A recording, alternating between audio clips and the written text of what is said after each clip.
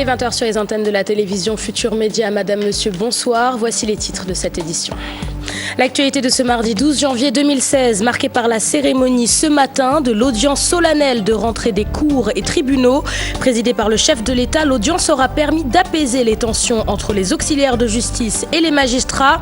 Le président Macky Sall a également annoncé l'octroi de 10 000 mètres carrés aux avocats pour l'édification d'une école de formation et d'une subvention d'1 milliard de francs CFA. Dans ce journal, les réactions du président de l'UMS, du secrétaire général du Just et du substitut du procureur général de la Cour suprême. Le procès du secrétaire général du mouvement des élèves et étudiants libéraux renvoyé au 26 janvier prochain. Accusé d'avoir incendié des bus d'Academdic, Victor Sadio Diouf et son camarade Cher Ahmadouba sont en prison depuis presque un an. Le syndicat des travailleurs du rail poursuit son arrêt de travail. Le petit train bleu n'a pas fonctionné ce mardi.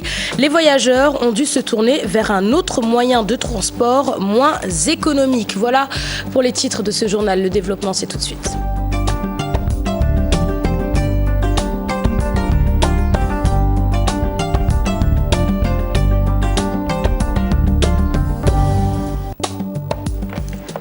Vous regardez la télévision Futur Média, merci d'être avec nous. Cérémonie ce mardi de l'audience solennelle de rentrée des cours et tribunaux pour l'année judiciaire 2015-2016. Magistrats et avocats appellent le chef de l'État à œuvrer pour résoudre les problèmes dans le secteur. Présidée par le président de la République, la cérémonie s'est déroulée en présence de plusieurs personnalités.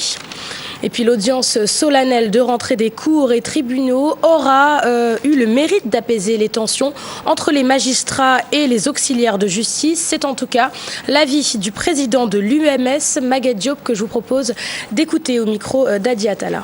La justice est une famille. Tous s'accordent à dire que les institutions sont sacrées, il faut les respecter. Maintenant, cela ne veut pas dire qu'il y ait de la complaisance de part et d'autre, mais toujours est-il qu'il y a des limites qu'il ne faut pas franchir. Et surtout, ça interpelle chacun d'entre nous parce que nous sommes tous acteurs de la justice. Nous sommes tous membres de cette famille judiciaire. Il faut qu'il y ait un respect mutuel de part et d'autre et ainsi va la vie. J'espère que la cause est entendue, mais toujours est-il qu'on suit et nous continuons à rester intransigeants sur les principes. C'est ça la position de l'UMS. La rentrée des cours et tribunaux, un moment de communion entre les membres de la famille judiciaire est apprécié par l'organisation syndicale des travailleurs de la justice. Néanmoins, le CIJUST espère que ces préoccupations seront prises en compte. Écoutons le secrétaire général de l'organisation syndicale, Maître Boun Aya Diop. En ce qui nous concerne, nous, travailleurs de la justice, nous voulons profiter de l'occasion pour remercier aussi le procureur général près la Cour d'appel de la Cour suprême qui a eu l'amabilité d'attirer l'attention de Monsieur le Président de la République sur les difficultés auxquelles font face les travailleurs de la justice, les auxiliaires de la justice. Parce que aussi, il faut le dire, il y a des difficultés réelles, quand bien même que nous ne faisons pas de bruit, parce que nous voulons être de la justice, avoir un comportement qui sied des personnes de la justice. C'est pour cela que nous supportons nos peines. Mais aujourd'hui, il faut saluer Monsieur le procureur général qui a eu la bonne initiative d'exposer certains de nos problèmes, de sensibiliser le président de la République. Lenteur administrative, cumul de fonctions, des facteurs qui plombent les collectivités locales et entravent le contrôle de légalité. C'est ce qu'a déclaré le substitut du procureur général de la Cour suprême. Écoutons l'allocution de Biran Sen, toujours à l'occasion de la rentrée des cours et tribunaux. Les manquements notés dans la mise en œuvre du contrôle de légalité peuvent être liés à la combinaison d'un certain nombre de facteurs d'ordre conjoncturel et juridique. Ces facteurs d'ordre conjoncturel se résument aux considérations politiques auxquelles certains représentants de l'État doivent faire face. Se retrouver dans des plus hautes sphères décisionnelles à l'échelle nationale, ministre, directeur général entre autres, n'est pas de nature à faciliter aux représentants de l'État l'exercice de leur mission de contrôle. Et puis alors qu'il présidait l'audience solennelle de rentrée des cours et tribunaux, le chef de l'État a annoncé l'octroi de 10 000 mètres carrés aux avocats pour l'édification d'une école de formation et d'une subvention d'1 milliard de francs CFA. Écoutons le président de la République. Ses propos sont recueillis par Adi Atala et Tierno Laurent Mendy. Pour ce qui est de l'école de formation des avocats, je voudrais vous donner l'assurance que le gouvernement vous fera parvenir très bientôt sa contribution. Elle peut être résumée à la mise à disposition d'un terrain de 10 000 m², si vous le souhaitez bien, dans la nouvelle ville de Diamniadio, avec une enveloppe, une contribution de 1 milliard de francs de la part de l'État. Il sera possible, si vous le désirez, que l'État vous construise l'école et que vos contributions servent à assurer l'équipement. Ou alors, l'État pourra vous verser cette subvention, c'est selon votre désir. Je voudrais rappeler également que l'aide juridictionnelle est passée de 300 millions à 500 millions et j'engage le garde des Sceaux, ministre de la Justice, à faire alimenter cette disposition en faveur, n'est-ce pas, des populations démunies. La promesse du président Macky Sall aux avocats du Sénégal, saluée par maître Ousmane Sène. Invité au journal de 13h, l'avocat est également revenu sur l'importance de la rentrée des cours et tribunaux. Écoutons Ousmane Sène, il est au micro de Chérif Dia. C'est une cérémonie très importante, la rentrée solennelle des cours et tribunaux, parce que ça marque le début de l'année judiciaire. Vous savez que pendant la colonisation, la majorité des magistrats étaient des Français. Et ces magistrats français prenaient leurs vacances, leurs congés à la fin du mois de juillet jusqu'à la fin du mois d'octobre, pendant 3 mois. Et pratiquement, les cours et tribunaux ne fonctionnaient pas. Et à leur arrivée, il y avait une rentrée. Et donc c'est cette tradition-là qui est maintenue, mais la date a été déplacée par le président Abdoulaye Wade quand il est venu au pouvoir. Il a fixé le mois de janvier comme la date de la rentrée solennelle des cours et tribunaux. On aimerait bien que toutes les promesses qui sont faites lors de la rentrée des cours et tribunaux ou ailleurs soient tenues et soient suivies. Aujourd'hui, le président de la République a promis de mettre à la disposition des avocats un terrain pour la formation des jeunes avocats. Il a promis d'augmenter le budget de l'assistance judiciaire. Et on aimerait que ces promesses soient tenues au courant de l'année 2016. Vous savez, l'assistance judiciaire est très importante parce que c'est pour les démunis, les personnes qui ne peuvent pas faire face aux honoraires des avocats. Alors l'État met à la disposition du barreau un budget pour permettre aux démunis d'accéder à la justice et que les avocats qui les assistent soient rémunérés à partir de ce budget de l'assistance judiciaire. Je vous le disais à l'entame de ce journal, lors de l'audience solennelle de rentrée des cours et tribunaux pour l'année judiciaire 2015-2016, les magistrats et avocats ont appelé le chef de l'État à œuvrer pour résoudre les problèmes dans le secteur. Je vous propose de suivre ce reportage d'Adi Atala et Tierno Laurent Mendy. Les acteurs de la justice, notamment les magistrats et avocats, ont encore remis ça. Ils ont décoché leurs flèches pour se viser mutuellement. Le barreau, le premier à affûter ses armes, le bâtonnier Ahmad Ba déclare, je cite, « L'aménagement des peines mérite réflexion. Il a également dénoncé la systématisation abusive des mandats de dépôt, l'absence de débat contradictoire entre le magistrat et le mis en cause, l'inexistence de recours contre le mandat de dépôt. » En sus, l'avocat martèle que la corruption, l'impunité, la lenteur administrative, les défaillances de l'enquête policière et l'insuffisance de l'assistance gangrènent le système judiciaire. La réponse du président de la Cour suprême, Mamadou Badio Camara, ne s'est pas fait attendre. Monsieur le bâtonnier, je pense que nous devons prendre ensemble des mesures pour mettre fin aux attitudes systématiques de défiance à l'égard des juges qui conduisent à les offenser personnellement et à porter atteinte au crédit de la justice. Vous conviendrez avec moi que le Conseil de l'ordre des avocats a un rôle important à jouer puisqu'il dispose des procédures disciplinaires internes pour sanctionner les infractions commises par ses membres, comme le font chaque fois que de besoin les inspections judiciaires pour les magistrats. Selon le ministre de la Justice, Sidiki Kaba, le débat contradictoire est inévitable dans la famille judiciaire. Le bâtonnier de l'ordre des avocats a eu donc à s'exprimer sur la question. Ce qui est important, le temple de Thémis est le lieu où on doit défendre les dossiers. Ce n'est pas dans la rue qu'on les gagne. Parce qu'en dernière instance, c'est le juge qui a le dernier mot, celui qu'il faudrait convaincre. Je pense que cela peut être compris, mais je comprends parfaitement aussi que le droit à l'information fait que les opinions, et particulièrement vous, les journalistes, vous diriez que les affaires, qu'on puisse en connaître les tenants et les aboutissants. Mais je dis toujours que le peu que l'on peut donner, c'est mieux, et attendre le reste, que ce soit la justice qui rende. Parce que derrière la passion et les mots qui sont utilisés souvent en des lieux qui ne sont pas le temple de Thémis, on peut se tromper et il faudrait faire confiance à ceux qui ont la charge de rendre la justice. La cérémonie de rentrée solennelle des cours et tribunaux s'est déroulée en présence de nombreux acteurs de la justice qui se sont réjouis des discours prononcés qu'ils qualifient de haute facture. Le thème de cette année est collectivité locale et contrôle de légalité. Nous restons dans le domaine de la justice avec le procès du secrétaire général du mouvement des élèves et étudiants libéraux renvoyé au 26 janvier prochain.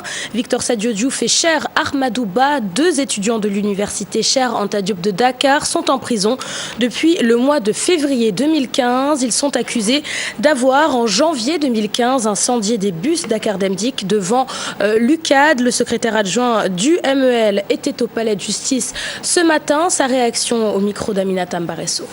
Nous sommes aujourd'hui venus pour soutenir nos frères. De Victor Sadio Diouf, qui est le secrétaire général du MEL, Mouvement des élèves étudiants libéraux, mais également un autre frère du Nord, chez Amadou Bamba Ba. Vous n'êtes pas sans savoir que ces deux étudiants-là, particulièrement le frère secrétaire général du MEL, a été arrêté illégalement. Dans cette affaire, le MEL, encore moins son secrétaire général, n'est ni impliqué, ni de près, ni de loin. Parce que, comme nous avons l'habitude de dire, le président, le frère secrétaire général national, Maître Abdoulaye Wade, ne nous a pas enseigné ça. Nous ne sommes pas des incendiaires de bus. Ce sont des étudiants, aujourd'hui, qu'on empêche d'aller s'inscrire, de continuer leurs études. Le frère Victor Sadio Diouf ne peut pas continuer. Actuellement, il a un problème pour s'inscrire à la fac de droit, parce qu'il est étudiant à la faculté des sciences juridiques et politiques. Ils ont raté des examens. Ils n'ont pas pu, parce que quelqu'un qui n'a pas inscrit ne peut pas passer un examen. Et c'est vraiment déplorable.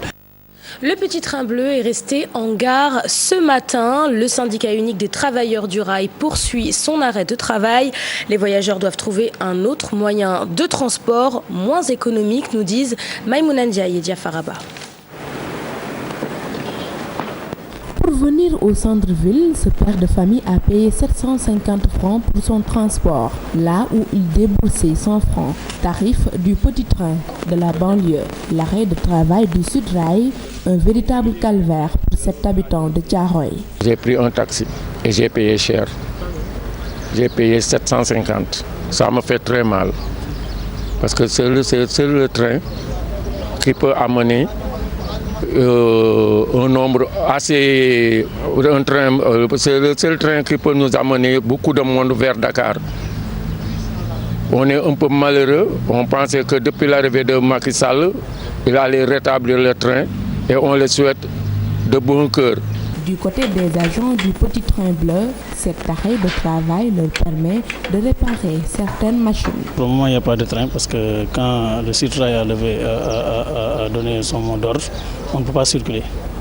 Parce que c'est le Transat qui gère toute l'exploitation. Et puis, sans leur ordre, on ne peut pas faire circuler les trains. Vu que notre travail a été suspendu pour les roulements des trains, mais on peut au moins se profiter d'occasion pour mieux vérifier nos appareils. Les trains, les organes de roulement, les moteurs et trucs comme ça. Parce que c'est mécanique. Et là, on a besoin de faire nos entretiens aussi. En ce temps-là, la relance du train voyageur est préconisée. C'est le train voyageur, c'est le train qui permet aux villages environnants vers l'intérieur du Sénégal de se développer. Par un troc que les commerçants faisaient avec les villageois. Mais depuis lors, presque les villages sont devenus morts. Il n'y a plus d'ambiance dans ces villages. Pour l'heure, des négociations sont enclenchées au ministère des Finances pour décanter cette situation. Le Sudrail, pour sa part, dit attendre l'aboutissement de cette initiative pour lever le mot d'ordre. L'association pour la reconnaissance des sourds-muets au Sénégal décidait à mettre un terme à l'exclusion des enfants handicapés du système éducatif. En assemblée générale à la mairie de Rufisque, il demande la prise en charge de ces enfants et la fin de la mendicité. Retour sur cette réunion avec Fatou Kinedem. Une éducation pour tous, un accès aux infrastructures socio-économiques de base, la situation des enfants sourds muets au cœur d'une assemblée générale. C'est très difficile de voir des enfants sourds qui ne sont pas allés à l'école, qui restent là. Les parents ne peuvent pas les éduquer, ils ne peuvent pas les enseigner. C'est très difficile. Et il y a très peu de sourds qui sont allés à l'école. Le plus grand nombre est là sans éducation. C'est pour cela que nous nous sommes dit, il faut qu'on se lève pour aider à ce que nos amis sourds puissent avoir une certaine éducation pour pouvoir se développer et participer au développement de la nation. Les sourds ont besoin de travailler et non de tendre la main pour mendier. Il faut qu'ils travaillent. L'Association pour la reconnaissance des sourds du Sénégal profite de l'occasion pour lever un point du voile sur certaines formes de mendicité, un comportement qui ternit selon eux l'image du Sénégal. La plupart des gens qui viennent ici au Sénégal pour mendier, ce sont des étrangers.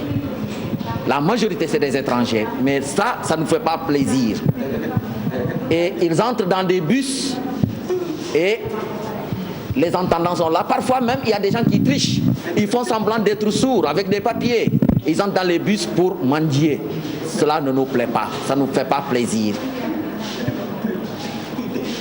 Il faut réfléchir. Et nous avons réfléchi. Et nous voulons informer à travers la presse comme quoi nous, les Sénégalais sourds, nous ne voulons pas cette mendicité-là. Nous avons besoin de travailler comme les autres. Ça ne nous honore pas de voir les personnes handicapées mendier. Il faut les dénoncer. S'il le faut même amener ces gens-là en prison, devant la justice, nous serons prêts à le faire. Malgré les directives de la lettre de politique sectorielle visant, entre autres, à résorber toutes les formes de disparité de genre, le Sénégal est toujours à la traîne dans la prise en charge des personnes vivant avec un handicap. Il faut que le ministre et notre président, Yatma Fall, travaillent en collaboration pour le bien-être des personnes handicapées. Nous sommes égaux avec les entendants. Il n'y a pas quelqu'un qui est supérieur ici. Nous sommes tous des citoyens, nous sommes tous égaux. Tous ceux qui travaillent, nous pouvons également travailler. Ceux qui bâtissent des maisons, nous sommes en mesure également de bâtir. Nous avons besoin d'avoir des familles, de fonder des foyers. Et c'est honteux de voir quelqu'un qui est capable, n'est-ce pas, et qui ne fait rien. 15% de la population sénégalaise vit avec un handicap. Sur les plans sanitaires, social et éducatif, des efforts restent à faire. Et puis selon le président de la Fédération sénégalaise des associations de personnes handicapées, le Sénégal est encore à la traîne en matière de prise en charge. Selon lui, les personnes vivant avec un handicap vivent en marge de la société. Écoutons Yatma Fall, il est au micro de Tierno Laurent Mendy. Le dernier rapport mondial sur le handicap estime les personnes handicapées au Sénégal à 15,5% de la population. Et nous disons qu'on ne peut pas envisager le développement du Sénégal en mettant entre parenthèses 15% de sa population. Tout le monde sait que les aides techniques que les personnes handicapées utilisent, que ce soit appareil auditif, fauteuil roulant, béquille, canne, etc., coûtent excessivement cher. Mais le plus grave pour les personnes sourdes, c'est de ne pas trouver d'interlocuteur en cas de maladie dans nos structures de santé. Le médecin ne peut pas communiquer avec son patient qui est sourd parce que le médecin, dans sa formation, on ne lui a pas appris le langage des signes. C'est un problème. Et le gouvernement s'est engagé à chaque recrutement dans la fonction publique de prendre 15%. Mais cet engagement-là aussi n'est pas respecté. Que les sourds sont des citoyens sénégalais, sourds certes, mais des citoyens et qui ont le droit de participer à la marche de leur société. Mais ils ne sont pas informés. Il y a un véritable blocage de l'information. Et le dernier exemple en date, le message à la nation du président de la République est un moment solennel de communication entre le chef de l'État et son peuple. Mais il faut ici attirer l'attention du chef de l'État que le message qu'il a adressé à son peuple le 31 décembre 2015 n'a pas atteint, a exclu ce message-là une section de son peuple. Parlons à présent de la conférence régionale de Dakar, une rencontre axée sur la production du riz dans l'espace CEDEAO. Cette rencontre qui s'est déroulée ce mardi matin a réuni des acteurs du secteur privé, des décideurs politiques et des partenaires. L'objectif visé à travers cette conférence est d'atteindre l'autosuffisance en riz dans les pays de la CEDEAO en 2025. Plus de détails avec Ibou Diouf et Mohamed Dia. En Afrique de l'Ouest, l'augmentation de la demande en riz découle de la croissance démographique. 40% de son approvisionnement en riz proviennent de l'Asie. L'initiative Prospective agricole et rurale, plus connue sous le sigle de IPAR, convie les acteurs à l'échelle régionale pour aller ensemble vers l'autosuffisance en riz. On se rend compte que les défis sont multiples. D'abord, il y a les défis de productivité, comment faire pour augmenter la production. Là, beaucoup d'efforts ont été faits dans ce cadre-là. Comment nous pouvons faire pour que la transformation puisse être solutionnée. Si nous prenons la CEDEAO, qui est un marché de 300 millions de consommateurs, c'est aussi une opportunité pour nos producteurs de riz de pouvoir justement s'appuyer sur ce marché relativement important pour pouvoir produire et l'approvisionner. Le premier des défis, c'est de pouvoir satisfaire la demande locale. Et nous sommes toujours, chaque jour, un peu plus nombreux à consommer du riz du fait de la croissance démographique. Et nous n'arrivons pas à donner à toute cette population le riz qu'ils demandent. L'objectif de cette initiative régionale est de rassembler les décideurs politiques, les entités régionales et le secteur privé à réfléchir sur la stratégie à déployer pour arriver à l'autosuffisance en riz en 2015. En 2012, le prix du riz grisé importé d'Inde coûtait 350 francs au Sénégal. Aujourd'hui, il est autour de 230 francs, parfois même 220 francs. Donc je pense qu'au fur et à mesure que nous allons améliorer la production, amplifier le niveau de la production, naturellement, le prix baissera parce que c'est une question de coût. Des progrès importants ont été réalisés et nous avons un certain nombre de success stories au Sénégal, en Côte d'Ivoire, au Nigeria, qui sont d'ailleurs les points importants de la discussion. Et la CEDEAO, compte tenu de cette importance, a pensé que les pays devaient travailler ensemble à booster la production de riz dans ces pays-là. 12 jours de débat pour identifier les lacunes des différentes politiques et stratégies d'autosuffisance en riz dans l'espace de la CEDEAO. Il s'agit d'améliorer les initiatives pour une production de riz en quantité et en qualité. Depuis hier, lundi, l'UNACOIS-JAPO a un nouveau secrétaire général. Mamadou Diop, qui succède à Ibrahim Allo, s'est fixé comme objectif de moderniser l'Union nationale des commerçants et industriels du Sénégal. Il compte entre autres faire travailler les marchands ambulants en collaboration avec les collectivités locales. Écoutons Mamadou Diop, il est au micro de Mambiram Diouf. Nous sommes conscients qu'en travaillant en parfaite harmonie et en parfaite équipe avec l'ensemble des membres et des responsables, nous puissions quand même s'en sortir. Bon, avec les marchands ambulants établis, c'était un vieil projet depuis l'an 2008.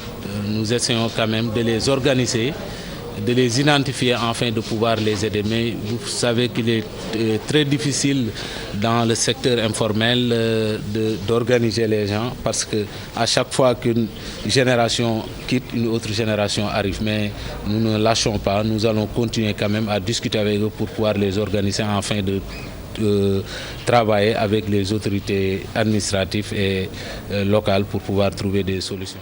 Et puis un mot de sport, la Fédération sénégalaise de handball a désormais une sélection cadette. Autre information, l'arrivée d'un nouvel entraîneur français pour la sélection nationale féminine, Frédéric Bougeant, a pour mission de qualifier son équipe au mondial de 2018. Plus de détails avec Pape Faraning et Modou Diop. Nous voulons faire le même schéma. Une année 2015 prolifique chez les dames avec une médaille de bronze aux Jeux africains. Le handball sénégalais ambitionne de titiller les grands du monde avec des objectifs clairs pour la prochaine compétition. Pour la Coupe du Monde, c'est 3 équipes qui sont qualifiées. Ça veut dire que si elles rééditent leur exploit de Brazzaville, elles vont aller en Coupe du Monde. Et au-delà même de cet objectif, nous pensons que si nous arrivons à rassembler l'ensemble des filles avec qui nous sommes en train de parler, si nous arrivons à respecter le plan-programme de préparation tel que le manager général l'a proposé, il n'y a pas de doute que le Sénégal peut aller même au-delà. Mais l'ambition que nous avons fixée au sélectionneur, c'est d'ailleurs une des conditions de la durée de son contrat, puisque nous lui avons fait un contrat d'1 an, renouvelable en cas de qualification à la Coupe du Monde.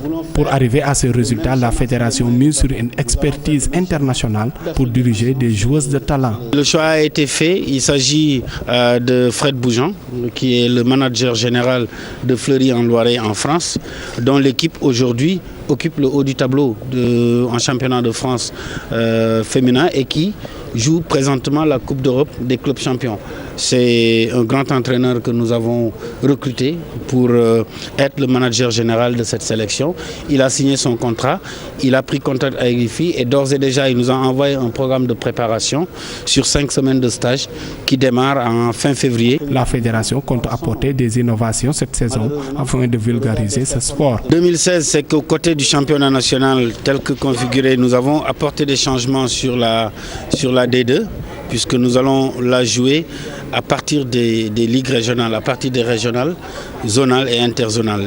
La phase régionale sera prise en charge par les différentes ligues et les phases zonales et interzonales seront prises en charge par la fédération du point de vue de l'accompagnement dans le transport des équipes.